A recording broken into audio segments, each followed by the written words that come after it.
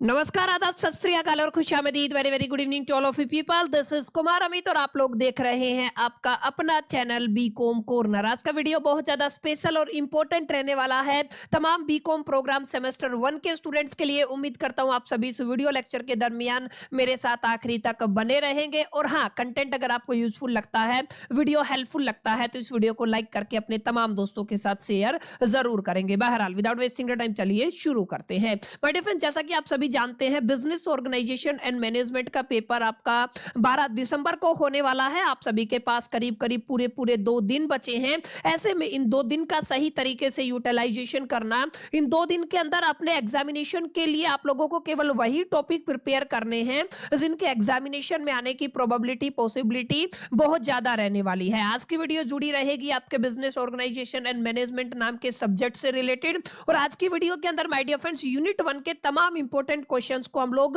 One shot के अंदर complete करने वाले हैं। अगर आप सभी को जरूरत रही तो आपको यूनिट 2, यूनिट 3, यूनिट 4 और यूनिट 5 भी मिल जाएगी। और लास्ट में जाके आपको एक वन शॉट भी मिलेगा जो कंपाइलेशन होगा इन 5 वीडियो का, जहां पे आपको इकट्ठे सारे क्वेश्चन मिल जाएंगे। तो आज के वीडियो के अंदर आपके 18 नंबर कंफर्म हो सकते हैं। मैं इतना आपको गारंटी दे सकता हूं, अगर आपकी वीडियो, आज की वीडियो आप सभी ने अच्छे से यूटिलाइज कर ली, सारे कॉन्सेप्ट को, जो भी क्वेश्चन मैं आपको प्रोवाइड कर रहा हूं उनको आप लोगों ने मेमोराइज कर लिया, लर्न कर लिया और अच्छे से प्रेजेंट कर दिया ना, तो आप लोग अपने फाइनल एग्जामिनेशन के अंदर न केवल पास हो पाएंगे बल्कि बहुत अच्छे मार्क्स सिक्योर कर सकते हैं। बहरहाल ज्यादा बातें ना करते हुए चलिए लेक्चर की तरफ बढ़ते हैं और समझने की कोशिश करते हैं बिजनेस ऑर्गेनाइजेशन एंड मैनेजमेंट की यूनिट 1 का पहला सबसे इंपॉर्टेंट क्वेश्चन क्या है। देखिए, पिछली वीडियो के अंदर भी माय डियर फ्रेंड्स मैंने बताया था, जो आपका चैप्टर का टाइटल है जिसको आप लोग किस नाम से जानते हो, ऑर्गेनाइजेशन और मैनेजमेंट के नाम से जानते हो। तो माय डियर फ्रेंड्स, यहाँ पे 3 मुद्दों पर एक सवाल आपसे अक्सर पूछा जाता है। सबसे पहले आपको मैनेजमेंट का मीनिंग पता होना चाहिए। मैनेजमेंट के मीनिंग के बाद उसके ऑब्जेक्टिव्स क्या हैं, उसका सिग्निफिकेंस क्या है, उसके एडवांटेजेस क्या हैं और उसके डिसएडवांटेजेस क्या हैं। ये एक ऐसा सवाल है जो करीब करीब हर बार आपके एग्जामिनेशन के अंदर रिपीट होता है और होना भी चाहिए क्योंकि आपका सब्जेक्ट ही यही है। तो यहां पे सबसे पहले आपको समझना है मैनेजमेंट का अपना क्या मीनिंग होता है। देखिए, अगर आप लोग एकदम 100% सटीक डेफिनेशन आज तक किसी ने प्रोवाइड नहीं की है, जितने भी मैनेजमेंट गुरुज को आप सभी सुनेंगे तो सबकी अपनी अपनी डेफिनेशन है। लेकिन अगर आप अपने एग्जामिनेशन के लिहाज से केवल मैनेजमेंट की एक डेफिनेशन चूज करना चाहते हैं ना, तो आप लोग कह सकते हैं मैनेजमेंट का मतलब यह है कि आप लोगों को लोगों से काम कराने की कलाकारी आनी चाहिए। ठीक है, यानी कि आपके पास एक ऐसी आर्ट होनी चाहिए जिसका इस्तेमाल करके हम लोग लोगों से अपना काम निकलवा सके। इसको क्या कहते हैं, मैनेजमेंट कहते हैं। बाकी मैनेजमेंट के अंदर आपका कंट्रोलिंग भी आता है, डायरेक्टिंग भी आता है, मोटिवेशन भी आता है, प्लानिंग भी आता है, ऑर्गेनाइजिंग भी आता है, स्टाफिंग भी आता है। ये अलग अलग चीजें हैं जिनको हम लोग अभी आगे जाके डिस्कस करेंगे। लेकिन एक सिंपल वर्ड में अगर आप लोग डेफिनेशन लिखना चाहते हैं ना आपके एग्जामिनेशन के लिहाज से मैनेजमेंट की, तो माय डियर फ्रेंड्स आप लोग क्या लिखेंगे, आप लोग कहेंगे management is the art of getting things done. अभी अभी मैंने बताया ना, through the people by guiding, controlling and the integrating their efforts. माने उनको गाइड करना है, उनको कोऑर्डिनेट करना है और उनको उनके एफर्ट्स को इंटीग्रेट करके हमें चीजों को निकलवाना, काम करवाना, गेटिंग थिंग्स डन। इस कलाकारी को, इस आर्ट को माय डियर फ्रेंड्स आप लोग क्या कहते हैं, इस आर्ट को हम लोग कहते हैं that is called the management. Simple word में आपसे इसको लिख के आ सकते हैं। ठीक है, अब यहां पे अगर आप लोग ध्यान देंगे, वैसे अगर आप लोग थोड़ी सी और डिटेल में जाके लिखना चाहे तो आप लोग कहेंगे मैनेजमेंट अपने आप में एक ऐसा प्रोसेस है जहां पर हम लोग प्लानिंग करते हैं, जहां पे हम लोग ऑर्गेनाइजिंग करते हैं, जहां पे हम लोग स्टाफिंग करते हैं, जहां पे हम लोग कंट्रोलिंग, डायरेक्टिंग करते हैं और जहां पे हम लोग कंट्रोलिंग करते हैं। और अगर आप लोग ध्यान से देखेंगे, ये सारे माय डियर फ्रेंड्स आपका जो मैनेजमेंट है, जिसको आप लोग मैनेजमेंट कहते हैं, ये सारी चीजें मैनेजमेंट के फंक्शन है। ये भी आपको थोड़ा समझना है। अगर आपसे एग्जाम में क्वेश्चन आ जाए कि आपको एक्सप्लेन करना है फंक्शंस ऑफ मैनेजमेंट को, तो आप लोग क्या कहेंगे, planning, organising, staffing, directing and controlling. यानी आपने 12th क्लास में भी पढ़ा होगा, सबसे पहले होता है प्लानिंग, फिर होता है ऑर्गेनाइजिंग, फिर होता है स्टाफिंग, फिर होता है आपका डायरेक्टिंग और फिर होता है आपका कंट्रोलिंग। यानी कि POSDC से आप लोग इसको शॉर्ट एब्रिविएशन में याद कर सकते हैं। Planning, organising, staffing, directing and controlling से इसको याद कर सकते हैं। यानी कि एक ऐसा प्रोसेस जहां पर आप लोग प्लानिंग भी करते हैं, ऑर्गेनाइजिंग भी करते हैं, स्टाफिंग, डायरेक्टिंग एंड कंट्रोलिंग भी करते हैं। किसका सब ये, यानी कि प्लानिंग किसकी होगी, ऑर्गेनाइजिंग किसकी होगी, स्टाफिंग किसकी होगी, डायरेक्टिंग एंड कंट्रोलिंग किसकी होगी, याद रखिएगा, the efforts of the people and use of the organisational resources, यानी कि आपको एफर्ट्स, पीपल के एफर्ट्स की बात हो रही है और यूज क्या करना है, ऑर्गेनाइजेशनल रिसोर्सेज को यूज करना है to achieve the predetermined goal efficiently and effectively, माने कि आपको रिसोर्सेज का कम से कम इस्तेमाल करके कम से कम समय में इफेक्टिवली एंड एफिशिएंटली आपको ऑर्गेनाइजेशनल गोल को अचीव करना है। उसमें आप लोग प्लानिंग भी करते हैं, ऑर्गेनाइजिंग भी करते हैं, स्टाफिंग भी करते हैं, डायरेक्टिंग भी करते हैं, कंट्रोलिंग भी करते हैं। इसको आपको थोड़ा ध्यान में रखना है। एक इंपॉर्टेंट बात और आप लोगों को याद रखनी है, जो मैंने पीपीटी में भी डाली हुई है, कि अगर आप लोग बात करते हैं मैनेजमेंट की, तो मैनेजमेंट अपने आप में माय डियर फ्रेंड्स आपका एक कॉन्टिन्यूअस प्रोसेस है, ये आपको याद रखना है। प्लस में याद रखिएगा ये आपका एक डायनामिक प्रोसेस रहने वाला है। डायनामिक का मतलब जो बदलता रहता है, जो चेंज होता रहता है। तो यहाँ पे आप लोगों को दिख भी रहा होगा अपने आप में मैनेजमेंट क्या है, एक कॉन्टिन्यूअस और डायनामिक प्रोसेस है। ये भी आपको लिख के आना है। समझ में आया? तो क्वेश्चन अगर आपसे पूछा जाता है, पहले तो मैनेजमेंट को ही एक्सप्लेन करो। इसके अलावा अगर आप लोग देखेंगे ना, एग्जामिनेशन के पॉइंट ऑफ व्यू से काफी की इंपॉर्टेंट पॉइंट क्या क्या है, कि अपने आप में मैनेजमेंट गोल ओरिएंटेड एक्टिविटी है। गोल ओरिएंटेड एक्टिविटी का मतलब मैनेजमेंट का मेन मोटिव ही यही रहता है कि पीपल्स के जो ऑब्जेक्टिव को अलाइन करना और ऑर्गेनाइजेशनल ऑब्जेक्टिव के साथ की, ताकि हम लोग एफिशिएंटली और इफेक्टिवली ऑर्गेनाइजेशनल गोल को टाइम रहते अचीव कर सकें। इसके अलावा यहाँ पे याद रखिएगा, इसमें decision making and the leadership involve होती है। यहाँ पे हम लोग एफिशिएंट यूज ऑफ रिसोर्सेज पर फोकस करके चलते हैं और यहाँ पे प्रेजेंट होता है हर लेवल ऑफ ऑर्गेनाइजेशन के अंदर, यानी कि यूनिवर्सल एप्लीकेबिलिटी है। हर एक फील्ड के अंदर आपको मैनेजमेंट जरूरी है, मैनेजमेंट करना पड़ेगा। आपका बिजनेस किसी भी तरीके का हो, किसी भी तरीके की प्रेजेंस रखता हो, यानी कि ये काफी इंपॉर्टेंट फैक्टर रहने वाला है। तो ये सारी चीजें माय डियर फ्रेंड्स मैनेजमेंट को समझने के लिए काफी इंपॉर्टेंट रहने वाली है। मैनेजमेंट के फंक्शन क्या है, प्लानिंग, ऑर्गेनाइजिंग, स्टाफिंग, डायरेक्टिंग और कंट्रोलिंग। इतना अगर आप लोग लिख के आए मैनेजमेंट के अंदर, तो this is more than enough, ये आपको थोड़ा समझना है। इसके अलावा माय डियर फ्रेंड्स थोड़ा आपको ये भी याद रखना है कि यहाँ पे अब मेजरली तो 3 क्लासिफिकेशन होती हैं, लेकिन आपको याद रखना है जब भी आप लोग ऑब्जेक्टिव की बात करते हैं, ऑब्जेक्टिव ऑफ मैनेजमेंट, तो मैंने यहाँ पे आपके 2 तरीके के ऑब्जेक्टिव डाल रखे हैं, याद रखिएगा। पहला है आपका ऑर्गेनाइजेशनल ऑब्जेक्टिव और दूसरा है सोशल ऑब्जेक्टिव। मेजरली आप लोग क्या कहेंगे जब भी माय डियर फ्रेंड्स किसकी बात करते हैं, आप लोग मैनेजमेंट के ऑब्जेक्टिव की बात करते हैं। काफी इंपॉर्टेंट बात है। तो हम लोग यहाँ पे 2 ऑब्जेक्टिव लिख के आएंगे। एक आपका क्या रहेगा, एक माय डियर फ्रेंड्स आपका ऑर्गेनाइजेशनल रहेगा। क्या रहेगा, एक ऑब्जेक्टिव आपका ऑर्गेनाइजेशनल रहेगा और दूसरा ऑब्जेक्टिव माय डियर फ्रेंड्स आपका सोशल ऑब्जेक्टिव रहेगा। अब इन दोनों के बारे में आपको थोड़ी मालूमात हासिल होनी चाहिए कि ऑर्गेनाइजेशनल ऑब्जेक्टिव क्या होता है और सोशल ऑब्जेक्टिव क्या होता है। देखिए ऑर्गेनाइजेशनल ऑब्जेक्टिव के अंदर हम लोग क्या करते हैं, ऑर्गेनाइजेशन की सर्वाइवल के ऊपर फोकस करते हैं, ग्रोथ के ऊपर फोकस करते हैं और प्रॉफिटेबिलिटी के ऊपर फोकस करते हैं। यानी कि हम लोग 3 चीजों पर फोकस करते हैं। पहला हम लोग किसकी बात करेंगे कि आपका जो ऑर्गेनाइजेशन है वो सर्वाइवल करे, ठीक है ना। हम लोग दूसरी किसकी बात करेंगे, हम लोग उसकी प्रॉफिटेबिलिटी से पहले हम लोग किसकी बात करेंगे कि वो क्या करे, ग्रोथ करे माय डियर फ्रेंड्स। उसके बाद वो जो ग्रोथ होना वो आपकी क्या हो, आपकी वो जो ग्रोथ है वो आपकी प्रॉफिटेबल हो। क्लियर है? इन तीनों चीजों पर फोकस किया जाता है। तो यहाँ पे देखिए सबसे पहले सर्वाइवल को एंश्योर करना, प्रॉफिट को एंश्योर करना और ग्रोथ को एंश्योर करना, ये सारा काम किसका होता है, मैनेजमेंट का होता है। यही ऑब्जेक्टिव होता है मैनेजमेंट का। अगर आप लोग सोशल की बात करते हैं तो सोशल के अंदर माय डियर फ्रेंड्स आपके इंप्लॉयज आ जाते हैं, आपकी सोसाइटी आ जाती है, तमाम जितने भी लोग आ जाते हैं, ठीक है। यहाँ पे हम लोग क्या करते हैं, हम लोगों का पहला सोशल गोल क्या है, हम लोग क्वालिटी प्रोडक्ट से रिजनेबल प्राइस के ऊपर ऑफर करें, हमारे पास जितने भी इंप्लॉयज हैं उनको फेयर वेजेस प्रोवाइड करें, गुड वर्किंग कंडीशन प्रोवाइड करें, एनवायरमेंटल प्रोटेक्शन रखें कि हमारी वजह से कोई इन्वायरमेंट में कोई एक तरीके से प्रॉब्लम ना आए, ठीक है ना। Contribution to the society through the CSR, ठीक है ना, या फिर आप लोग डोनेशन वगैरह की भी बात कर सकते हैं। इन तमाम तरीके का इस्तेमाल करके हम लोग सोसाइटी के अंदर डोनेशन करें। तो सवाल क्या है, सवाल है ऑब्जेक्टिव ऑफ मैनेजमेंट। तो हम लोगों ने दो ऑब्जेक्टिव एक्सप्लेन करने हैं, ऑर्गेनाइजेशनल ऑब्जेक्टिव एक्सप्लेन करना है, सोशल ऑब्जेक्टिव एक्सप्लेन करना है। ऑर्गेनाइजेशनल ऑब्जेक्टिव के अंदर हमारी ऑर्गेनाइजेशन सर्वाइव करे, हमारी ऑर्गेनाइजेशन के अंदर प्रॉफिट हो और प्रॉफिट के साथ ग्रोथ भी हो with ethics, norms and discipline. This is going to be very very important factor, इसको आपको याद रखना है। सोशल ऑब्जेक्टिव के अंदर हम जो प्रोडक्ट सेल कर रहे हैं, मैन्युफैक्चर कर रहे हैं, हम जो भी प्रोडक्ट डिलीवर कर रहे हैं, प्रोडक्ट की क्वालिटी बेस्ट हो, रेजोनेबल प्राइस के ऊपर हो, जो एम्प्लॉयज हमारे साथ जुड़े हुए हैं, काम कर रहे हैं, उनको एक सही वातावरण के साथ, एक सही वर्किंग कंडीशन के साथ सही उसका रेमुरेशन मिले, मेहनताना मिले, सैलरी मिले, वेजेस मिले। उसके अलावा हमारी रिस्पॉन्सिबिलिटी है कि हम लोग इन्वायरमेंट को प्रोटेक्ट करके चलें। उसके बाद हमको सोसाइटी के अंदर भी कंट्रीब्यूशन करें, चाहे वो डोनेशन की हेल्प से हो या सीएसआर की हेल्प से हो, what ever you can say. ठीक है, तो my dear friends, these are the objective of the management. Paper के अंदर पूछा जाता है। सबसे इंपॉर्टेंट बात है लिमिटेशन। क्या है आपकी लिमिटेशन? लिमिटेशन को आपको जरूर अपने ख्याल में रखना है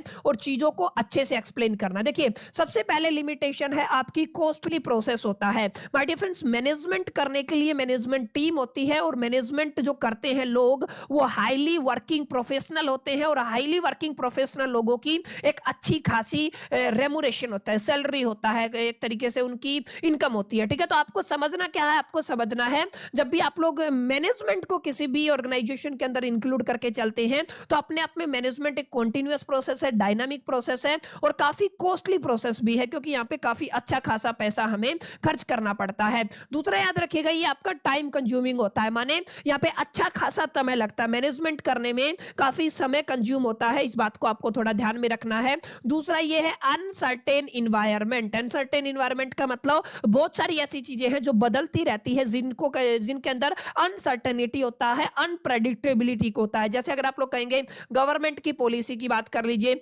इकोनॉमिक कंडीशन की बात कर लीजिए, या फिर आप लोग कंपटीशन की बात कर लीजिए या टेक्नोलॉजी की बात कर लीजिए। माय डियर फ्रेंड्स, ये कुछ ऐसे फैक्टर हैं जो कहीं ना कहीं हमारे मैनेजमेंट डिसीजन को इन्फ्लुएंस करते हैं, जिनकी वजह से कहीं ना कहीं अनसर्टेनिटी यहां पे मैनेजमेंट के अंदर बनी रहती है। क्लियर? अगला जो लिमिटेशन रखना है हमें, वो है ह्यूमन फैक्टर लिमिटेशन। माने यहाँ पे मैनेजर्स जो वर्क करते हैं वो लोगों के साथ करते हैं और लोगों के अलग अलग एटीट्यूड होते हैं, इमोशंस होते हैं और उनकी जरूरत और बिहेवियर होते हैं, जो अफेक्ट करते हैं कहीं ना कहीं कोऑर्डिनेशन को एंड रिड्यूस कर देते हैं एफिशिएंसी को। ठीक है, उसके बाद आप लोग कहेंगे inaccurate information. Managerial decision depend करते हैं डेटा के ऊपर, इंफॉर्मेशन के ऊपर, और अगर इंफॉर्मेशन के अंदर गड़बड़ है, डेटा के अंदर गड़बड़ है, तो देयर इज ए पॉसिबिलिटी कि आपका जो रिजल्ट होगा, जो भी डिसीजन लिया जाएगा, वो भी कहीं ना कहीं गलत साबित होगा। माने ये है कि ये सारी लिमिटेशन है। कॉस्टली प्रोसेस होता है, टाइम कंज्यूमिंग होता है, अनसर्टेनिटी इन्वायरमेंट होता है, अनसर्टेन इन्वायरमेंट और ह्यूमन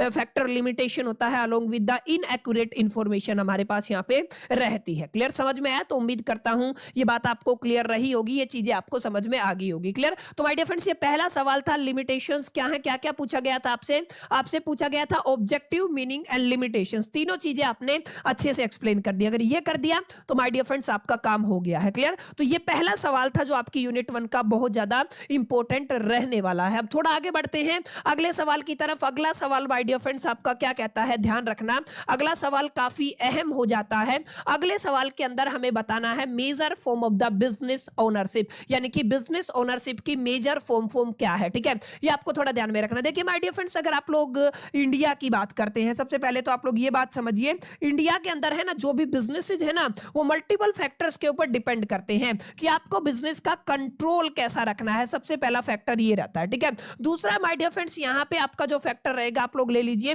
कि आपको लायबिलिटी कैसा चाहिए। जब एक बिजनेस चलता है ना, तो उसकी अपनी एक लायबिलिटी होती है, ये भी आपको समझना है। एग्जैक्टली आपको कैपिटल कितना इन्वेस्ट करना है, इसके ऊपर भी चीजें डिपेंड करती हैं। अच्छा, कॉन्टिन्यूटी, एग्जैक्टली आपको बिजनेस कितना लंबा, कितने लंबे समय तक चलाना है, कॉन्टिन्यूटी के ऊपर भी डिपेंड करता है। अच्छा, टैक्सेशन के ऊपर भी डिपेंड करता है कि आपको कितना टैक्सेशन चाहिए, और भी मल्टीपल फैक्टर्स है। मतलब हम ये कह सकते हैं हिंदुस्तान के अंदर अलग अलग फॉर्म ऑफ बिजनेसेस होते हैं जो डिफर करते हैं on the behalf of the control, on the behalf of the liability, on the behalf of the capital, on the behalf of the continuity and the taxation. तो इसका मतलब हमारी जो जो जरूरतें हैं, जिस तरीके का कंट्रोल चाहिए, जिस तरीके का लायबिलिटी चाहिए, जिस तरीके की कैपिटल हमारे पास है, जिस तरीके की स्किल हमें चाहिए, उन सब के बिहाफ पे अलग अलग फॉर्म ऑफ बिजनेस ऑर्गेनाइजेशन हमारे पास एग्जिस्ट करती है, यानी कि जो फॉर्म ऑफ बिजनेस ओनरशिप है ना वो हमारे पास अलग अलग एग्जिस्ट करती है। जैसे सबसे पहले हम लोग सोल प्रोप्राइटरशिप की बात करते हैं,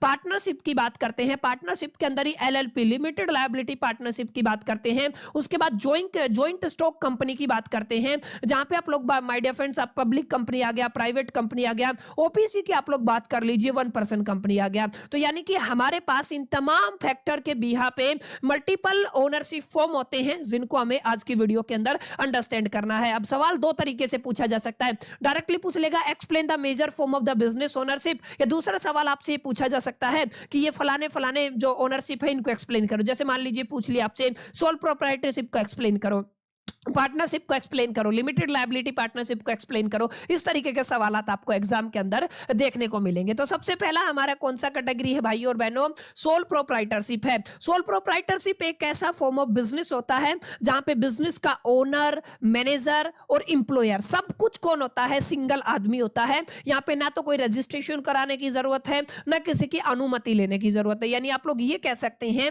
सर आप जब भी सोल प्रोप्राइटरशिप की बात करते हैं ना, तो सोल प्रोप्राइटरशिप एक ऐसा बिजनेस है जो owned, manage and control by a single individual होता है। यानी कि एक ऐसा बिजनेस जिसका ओनर भी सिंगल मालिक है, वही मालिक आपका मैनेजर है, वही क्या करता है, कंट्रोल करता है। उसको क्या कहते हैं, सिंगल इंडिविजुअल के द्वारा कंट्रोल किया गया बिजनेस, जो क्या कहलाता है, सोल प्रोप्राइटरशिप कहलाता है। इसकी कुछ फीचर्स है जो आपको याद रखनी है।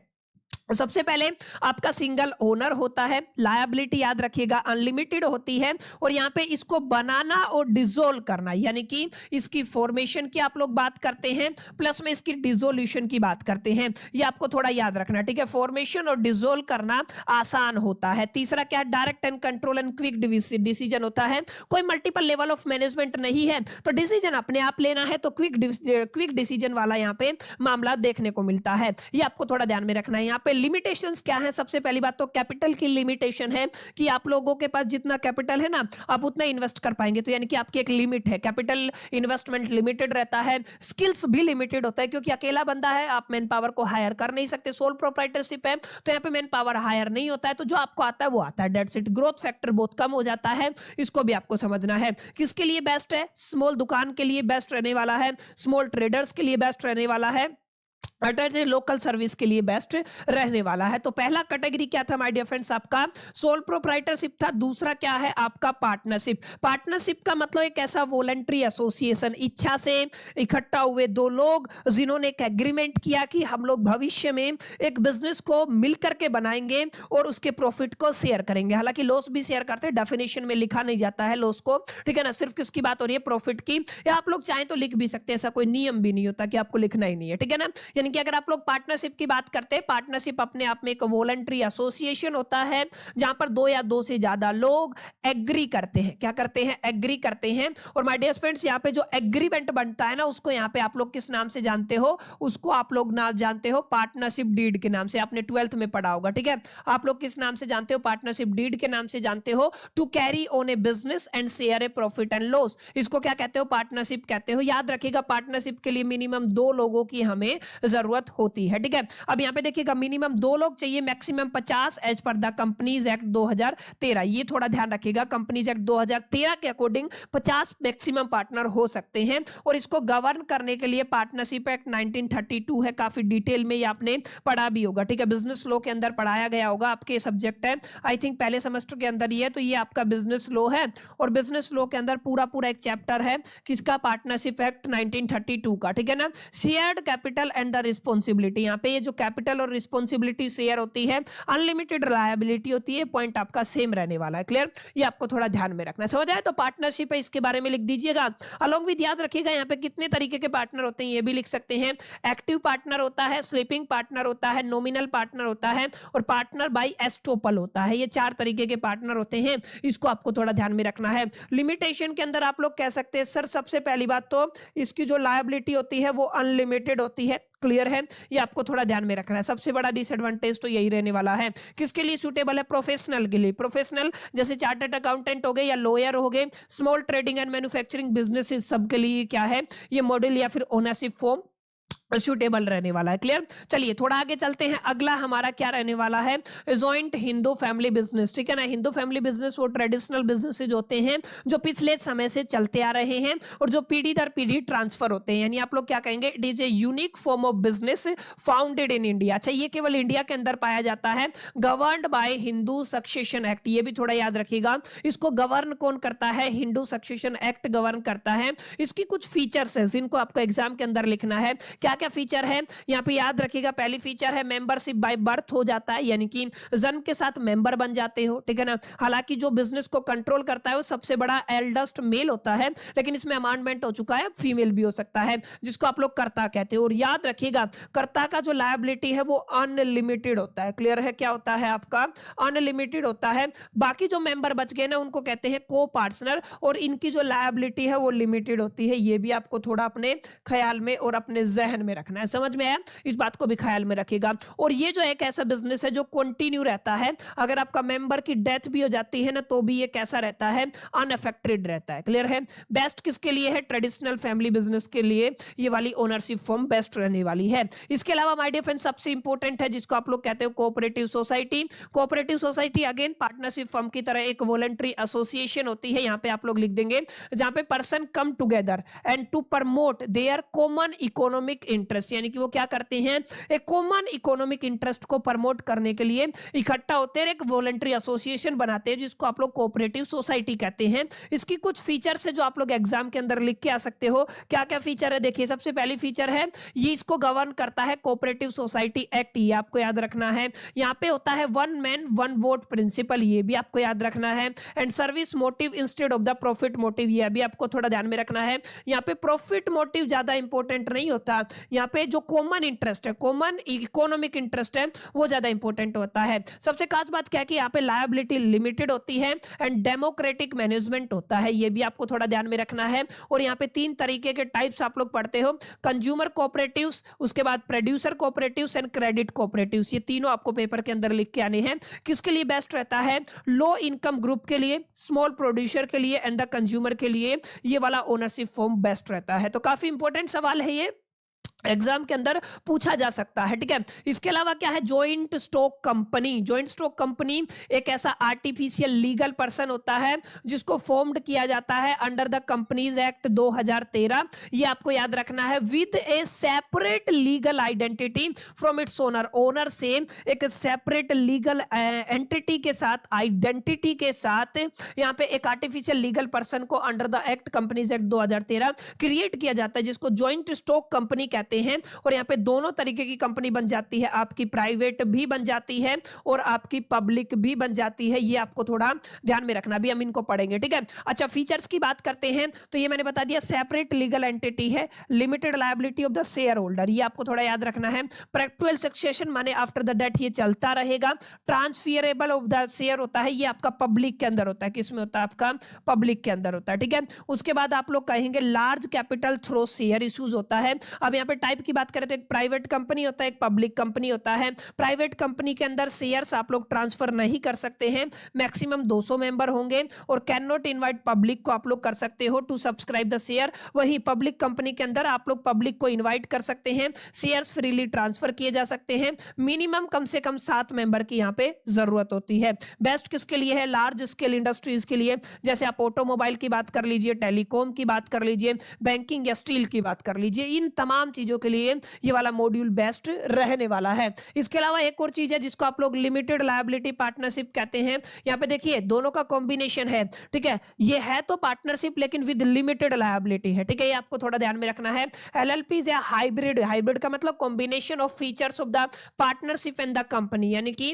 पार्टनरशिप और कंपनी को कंबाइन करके, इनकी फीचर्स को कंबाइन करके किसको बनाया गया? एलएलपी को बनाया गया, लिमिटेड लायबिलिटी पार्टनरशिप को, जिसको गवर्न कौन करता है? LLP act 2008। यहां पे एक चीज और याद रखिएगा, यहां पे सेपरेट लीगल एंटिटी होती है, एलएलपी की भी लीगल एंटिटी अलग होती है, और यहां पे जो लायबिलिटी है लिमिटेड होती है, फ्लेक्सिबिलिटी होती है पार्टनरशिप की, और नो लिमिट और मैक्सिमम पार्टनर, ये भी आपको थोड़ा ध्यान में रखना है। ठीक है?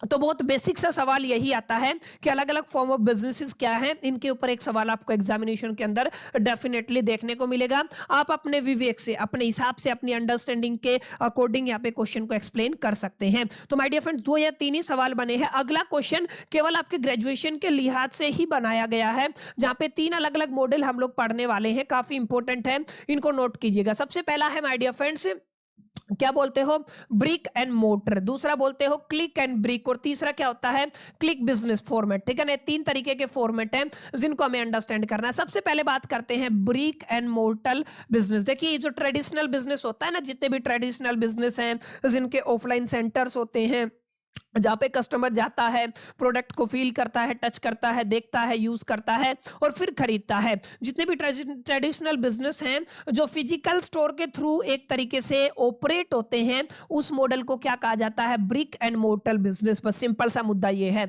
और इसके फीचर्स क्या, देखिए यहाँ पे कस्टमर विजिट कर सकता है शॉप को फिजिकली, ये ध्यान रखिएगा, डायरेक्ट कर सकता है personal interaction with the team, and physical display होती है प्रोडक्ट्स की, and limited to the geographical area. यहाँ पे लेकिन ये जो ज्योग्राफिकल एरिया की लिमिटेशन है, कस्टमर की लिमिटेशन है, वो लिमिटेड रहती है। और यहाँ पे ऑपरेटिंग कॉस्ट बहुत ज्यादा आती है, रेंट भी होता है, स्टाफ भी होता है और यूटिलिटी भी होता है। लोकल शॉप, शोरूम्स और जो जितने भी सुप्रीम मार्केट हैं, super market sorry, and bank, जो रेस्टोरेंट्स है, तमाम किसके एग्जांपल हैं, इसी मॉड्यूल के एग्जांपल है। माने जो भी आप लोग स्टोर देखते हैं ना, फिजिकल जो स्टोर होता है, वही क्या होता है, ब्रिक एंड मोर्टर बिजनेस होता है। वही जो सेकंड टाइप है ना, सेकंड टाइप जिसको क्लिक बिजनेस कहते हैं, क्लिक बिजनेस का मतलब प्योरली ऑनलाइन बिजनेस जो होगा उसको क्या बोलेंगे, क्लिक बिजनेस बोलेंगे। फ्लिपकार्ट हो गया, मिंत्रा हो गया, आपका अमेजोन हो गया और नायका हो गया, ये कुछ ऐसी एग्जांपल हैं जो क्लिक बिजनेस के अंदर, क्लिक बिजनेस की कैटेगरी के अंदर आते हैं, जो प्योरली ऑनलाइन ऑपरेट होते हैं। These are operated only through the online platform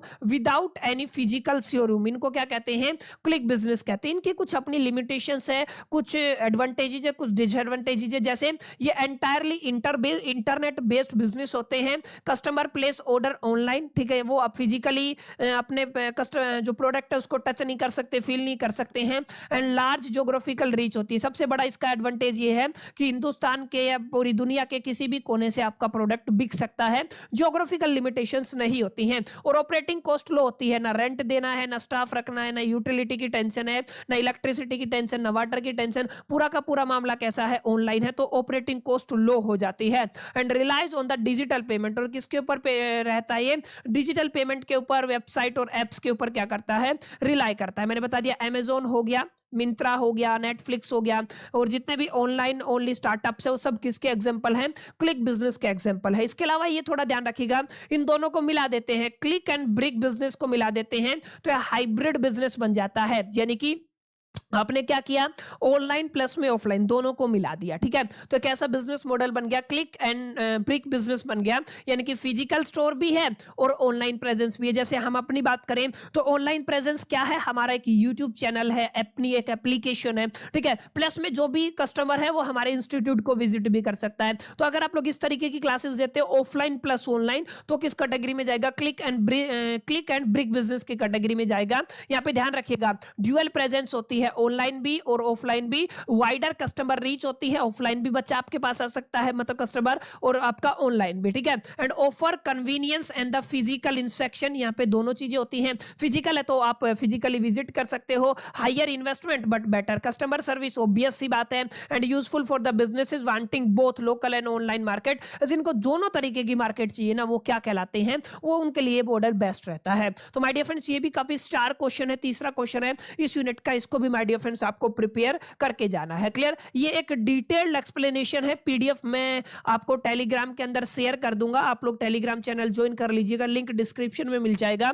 और इसको डाउनलोड करके अच्छे से याद कीजिएगा। केवल जो 5 क्लासेस में लेने वाला हूं उनको उनको आप लोग अटेंड कर लें, और जो जो चीजें मैंने जो 5-7 क्वेश्चन आपको बताए हैं ना, इनको याद कर ले। गारंटेड आप लोगों को कोई भी बहुत अच्छा स्कोर करने से रोक नहीं सकता। ना केवल पास होने की बात कर रहा हूं, थोड़ी थोड़ी बातें सिंपल लैंग्वेज में लेके आया हूं, एग्जाम ओरिएंटेड सारा सिस्टम बनवाया हुआ है, ताकि आप लोग बहुत आराम से याद कर सके, दिमाग के अंदर चीजें ठहर सके, और पेपर के अंदर आप लोग अच्छे से लिख के आ सके। क्लियर है। अब 2 क्वेश्चन और कराऊंगा, उसके बाद पहला यूनिट कंप्लीट हो जाएगा। ये है आपका outsourcing and its significance. Question क्या आएगा, आउटसोर्सिंग क्या होता है और सिग्निफिकेंस क्या होता है। आउट का मतलब बाहर, सोर्सिंग का मतलब सोर्स, ठीक है। यानी कि हमें किसी भी एजेंसी से, किसी भी कंपनी से अपने कुछ कामों को बाहर से करवाना है, उसको क्या कहते हैं, आउटसोर्सिंग कहते हैं। जैसे मान लीजिए मैं अपनी क्लासेस की बात करता हूँ, ठीक है, मेरा एक अपना बिजनेस है, तो जो भी थंबनेल है, वीडियो एडिटिंग है, अगर मैं कहूँ उसके लिए एक टीम है, ठीक है, हमने कोई भी एक कंपनी को बोल दिया, वो मेरे लिए थंबनेल बना देती है, कोई भी एक कंपनी को बोल दिया, वो मेरे लिए आपका क्या बोलते हैं अपना इसका ये वीडियो एडिट कर देता है, एक एक कंपनी है जो क्या करती है, प्रेजेंटेशन बना देती है, तो काम मेरा आसान हो गया। इसको कहते हैं आउटसोर्सिंग करना। आउटसोर्सिंग करना, क्या करना, आउटसोर्सिंग करना, यानी आप लोग ये कह सकते हैं कि getting work done from the outside agency instead of doing it within the organisation. समझ में आया? यानी कि आप लोगों को क्या करना है, getting work done from the outside agency, ठीक है ना, बाहर की एजेंसियों से काम को करवाना, ये क्या कहलाता है, आउटसोर्सिंग कहलाता है। क्लियर है? ये आपको थोड़ा ध्यान में रखना है। इसको क्या कहते हो आप लोग, आउटसोर्सिंग कहते हो। जैसे अगर आप लोग कॉमन एरिया की बात करते हैं, आउटसोर्सिंग के अंदर आपको कौन कौन से एरियाज देखने को मिलते हैं, जैसे कस्टमर केयर हो गया, कॉल सेंटर हो गया, आईटी सर्विसेज हो गया, जैसे कि मैंने बताया सॉफ्टवेयर डेवलपमेंट का काम भी काफी लोग करते हैं, अकाउंटिंग एंड पेरोल्स का काम करते हैं, लॉजिस्टिक एंड डिस्ट्रीब्यूशन का काम करते हैं, ह्यूमन सोर्स मैनेजमेंट यानी कि HRM जिसको कहते हैं, ह्यूमन रिसोर्स मैनेजमेंट, ठीक है ना, एंड डिजिटल मार्केटिंग का, मैन्युफैक्चरिंग ऑफ द कंपोनेंट्स का, इन सभी के अंदर आउटसोर्सिंग हो सकती है। आउटसोर्सिंग का मतलब बाहर की एजेंसी से, अपनी ऑर्गेनाइजेशन के अंदर नहीं, बाहर की एजेंसी से कुछ ऐसे काम करवा के लेना, वो क्या कहलाता है, आउटसोर्सिंग कहलाता है। पेपर में पूछा जाता है, ठीक है ना। अब यहाँ पे ध्यान दीजिएगा, सिग्निफिकेंस ऑफ आउटसोर्सिंग की अगर आप लोग बात करते हैं, लोग आउटसोर्सिंग करवाते क्यों हैं, ठीक है ना, क्योंकि ये एक्सट्रीमली इंपॉर्टेंट है मॉडर्न बिजनेसेस के अंदर। इसकी सिग्निफिकेंस क्या है, देखिए सबसे पहले तो कॉस्ट रिडक्शन हो जाता है, यानी कि आउटसोर्सिंग क्यों करवाया जाता है, क्योंकि यहाँ पे ये हेल्प करता है कॉस्ट को रिड्यूस करने के लिए, because outside agency often operate at a low cost due to, यानी कि जितनी भी आउटसाइड एजेंसी है वो लो कॉस्ट पर ऑपरेट करती हैं, क्योंकि उनके पास इकोनॉमिक ऑफ सेल होता है, लो लेबर कॉस्ट होता है, और स्पेशलाइज्ड टेक्नोलॉजी एंड एक्सपर्टीज होती है। इनकी वजह से this help to companies to increase the profitability. That's why हम क्या कहते हैं, सिग्निफिकेंस ऑफ आउटसोर्सिंग का मतलब वहां से हमारा पैसा बचता है, कॉस्ट रिड्यूस होता है। दूसरा फैक्टर आप लोग कह सकते हैं फोकस ऑन कोर एक्टिविटी। देखिए क्या होता है कि किसी भी ऑर्गेनाइजेशन के अंदर है ना, दो तरीके की एक्टिविटी होती है, एक होती है कोर एक्टिविटी, एक होती है उसके अलावा जो बच गया, ठीक है ना, non core activity. Core activity में हमारी एक्सपर्टीज है, ठीक है, नॉन कोर में हमारा टाइम कंज्यूमिंग रहेगा। तो हम क्या करेंगे, जिसमें हमारी मास्टरी है, जिसमें हम बापू है जिस फील्ड में, उसका काम हम खुद करेंगे, ठीक है। जहां पर हम बेस्ट नहीं है, जहां पर हम लोग अच्छा परफॉर्म नहीं कर सकते हैं, वो काम हम लोग आउटसोर्सिंग करवा लेंगे, बाहर से करवा लेंगे। जैसे मैं थंबनेल नहीं बना सकता, तो मैंने जो आपका नॉन कोर एक्टिविटी है वो बाहर से करवा लिया। मैं वीडियो एडिट नहीं कर सकता, वो बाहर से करवा लिया। मैं PPT नहीं बना सकता, वो बाहर से करवा लिया। तो this is called the outsourcing. तो यहाँ पे मेरा कॉस्ट भी रिड्यूस हो जाएगा, अलोंग विद मेरे को कोर एक्टिविटी पर फोकस करने के लिए टाइम भी मिलेगा, और एक मेरा जो कंसंट्रेशन है केवल मेरी एक्सपर्टीज के ऊपर रहेगा। समझ में आया? तो ये आपको थोड़ा ध्यान में देना है। जैसे अलग अलग डिपार्टमेंट की अलग अलग कोर एक्टिविटीज होती हैं, आप किसकी बात कर सकते हैं, प्रोडक्शन की, मार्केटिंग की, प्रोडक्ट इनोवेशन की, या स्ट्रेटजी की। क्लियर है? तीसरा जो सिग्निफिकेंस या इंपोर्टेंस रहने वाला है, access to the expertise and the technology, यानी कि specialised service provides have skilled professionals होते हैं, लेटेस्ट टेक्नोलॉजी होती है, और बेटर प्रोसेसिंग होता है। इसको भी आप लोग अपनी जहन में, अपनी कंसिडरेशन में डाल सकते हैं। बहुत बेसिक बातें, कोई यहाँ पे रॉकेट साइंस नहीं है, बस आपको थोड़ा ध्यान से याद करना है। अगला point flexibility and the scalability. समझ में आया? अगला पॉइंट क्या है माय डियर फ्रेंड्स, आपका फ्लेक्सिबिलिटी है, और दूसरा क्या है आपका चेंजबिलिटी। ठीक है, ये आपको थोड़ा ध्यान में रखना है। कहां पे गए? Yes, flexibility and the scalability, ये आपको थोड़ा याद रखना है। क्वालिटी इंप्रूव हो जाता है, जैसे मैं थंबनेल बनाऊंगा तो बेकार बनेगा, टाइम भी कंज्यूम होगा, और एक एक्सपर्ट बनाता है, प्रोफेशनल बनाता है, तो क्वालिटी इंप्रूव हो जाती है। रिस्क शेयर हो जाती है। रिस्क क्या हो जाती है? शेयर हो जाती है। ठीक है ना, मैंने कोई बंदा हायर किया जो प्रोफेशनल, मान लीजिए थंबनेल डिजाइनर, वीडियो एडिटर है, अब यहाँ पे उसका रिस्क बढ़ गया, सैलरी भी देना है, लेकिन रिस्क अगर आप लोगों का बढ़ जाता है, अगर आप लोग आउटसोर्सिंग करते हैं, और फास्ट डिलीवरी होता है, ये भी क्योंकि वहां पे एक टाइम लिमिटेशन, टाइम बाउंडेशन, एक डेडलाइन होता है। ठीक है, तो आउटसोर्सिंग से सवाल माय डियर फ्रेंड्स अक्सर पूछा जाता है, आप लोग प्लीज इसको अच्छे से कीजिएगा। आउटसोर्सिंग बहुत इंपॉर्टेंट क्वेश्चन रहने वाला है। अब बात करते हैं इस यूनिट के आखिरी सवाल की, that is the franchising. Franchising का मतलब क्या होता है? मैं मान लीजिए मेरी एक अच्छी ब्रांड रेपुटेशन है, ब्रांड वैल्यू है, आप लोग कहते हैं मेरी एक गुडविल है, ठीक है ना, मैं क्या करूंगा, उस गुडविल का दूसरों को ऑफर करूंगा विद रॉयल्टी फीस, कोई भी चार्जेस जो भी आप लोग रखते हैं, इसको कहते हैं फ्रेंचाइजी। यानी आप लोग क्या कहेंगे, फ्रेंचाइजी एक ऐसा बिजनेस अरेंजमेंट है, याद रखिएगा, फ्रेंचाइजी एक ऐसा बिजनेस अरेंजमेंट है जहां पे फ्रेंचाइजर का मतलब जो ओनर होता है बिजनेस का, owner of A business brand या फिर प्रोडक्ट और ए सिस्टम, उसका ओनर जो है उसको बोलते हैं फ्रेंचाइजर, जो ग्रांट करता है फ्रेंचाइजी का मतलब इंडिविजुअल को या लोकल बिजनेस को the right to operate the business using their franchiser, वो अपने ब्रांड, अपना नाम यूज करे, लोगो यूज करे, प्रोडक्ट एंड सर्विस यूज करे, ऑपरेटिंग मेथड्स यूज करे और मार्केटिंग सपोर्ट यूज करे। यानी कि जैसे मैंने एक बिजनेस को बिल्ड किया, अच्छा बिल्ड किया, एक ब्रांड वैल्यू के साथ बिल्ड किया, और मैं क्या चाहता हूं, एक बिजनेस ब्रांड को या फिर मैं कहता हूं किसी इंडिविजुअल को ये ग्रांट दे देता हूं कि आप लोग मेरा ब्रांड यूज कीजिए, लोगो यूज कीजिए, प्रोडक्ट यूज कीजिए, सर्विस यूज कीजिए, लेकिन उसके बदले में आपको मेरे को एक फीस देना पड़ेगा। समझ में आया? जैसे फ्रेंचाइजी फीस, रॉयल्टी या प्रॉफिट शेयरिंग, ये तमाम चीजें, ठीक है, इसको कहते हैं आप लोग फ्रेंचाइजी। जैसे मैकडोनल्ड की बात कर लीजिए, सबवे की बात कर लीजिए, केएफसी की बात कर लीजिए, डोमिनोज की बात कर लीजिए, बाटा, अमूल और भी अलग अलग रिटेल चेन्स हैं जो किसके थ्रू ऑपरेट होती है, फ्रेंचाइजी के थ्रू ऑपरेट होती है। वो क्या कहती है, आप लोग हमारा लोगो यूज कीजिए, ब्रांड वैल्यू यूज कीजिए, प्रोडक्ट सर्विस, ऑपरेटिंग मेथड्स और जितने भी मार्केटिंग स्पॉट है सब यूज कीजिए, उसके बदले में आपको एक फीस देना पड़ेगा, फ्रेंचाइजी फीस, रॉयल्टी सब ये देना पड़ेगा, और आप लोग हमारे बिजनेस को यूज कर सकते हैं, हमारे नाम को यूज कर सकते हैं, आप भी पैसा बना सकते हैं, हम भी पैसा बना सकते हैं। इस तरीके के बिजनेस मॉडल को फ्रेंचाइजी कहा जाता है, ठीक है। इसके कुछ एडवांटेजेस है, देखिए, रैपिड एक्सपेंस होता है। रैपिड एक्सपेंस का क्या मतलब होता है my dear friends? Rapid expense क्यों होता है पहले तो समझें, क्योंकि ऑलरेडी वो बिजनेस स्टैब्लिश्ड है और उसको एक्सपेंड होने में कोई ज्यादा टाइम नहीं लगेगा। Low capital investment, regular source of income रहेगा, क्योंकि फ्रेंचाइजी फीस है ये फ्रेंचाइजर के लिए, किसके लिए? फ्रेंचाइजर के लिए, ठीक है ना। क्योंकि जब एक फ्रेंचाइजी, हाँ ठीक है ना, ये किसके लिए? फ्रेंचाइजर के लिए। फ्रेंचाइजी फीस उसको मिलता है, रॉयल्टी मिलता है, सेल ऑफ द सप्लाईज और रॉ मटेरियल के ऊपर बेनिफिट उसको मिलता है, और बेटर मार्केटिंग पेनिट्रेशन उसको मिलता है, क्योंकि उसकी भी अच्छी एक मार्केटिंग होती है, ठीक है। तो किसके लिए है? फ्रेंचाइजर के लिए क्या है? एडवांटेजेस है। अगर आपसे पूछे फ्रेंचाइजी के लिए, यानी कि जो फ्रेंचाइजी लेता है उसके लिए क्या बेनिफिट है? रिस्क कम हो जाता है क्योंकि ऑलरेडी चलाया बिजनेस है। ब्रांड नेम स्टेबलाइज होता है क्योंकि वो ऑलरेडी स्टेबलाइज्ड है।